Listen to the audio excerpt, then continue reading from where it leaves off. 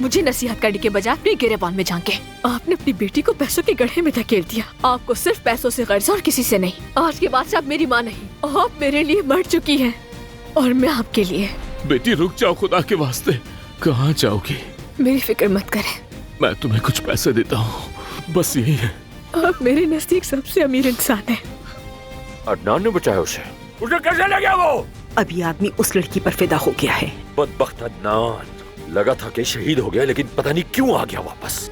कुछ बातें हैं जो तुम्हें जानना चाहिए। तुम्हें जरा भी अंदाजा है कि तुम्हारे चचा अब्बास कौन है? अब्बास साहब। जमरुद कहाँ है? कहाँ है अभी जमरुद? अब्बास साहब,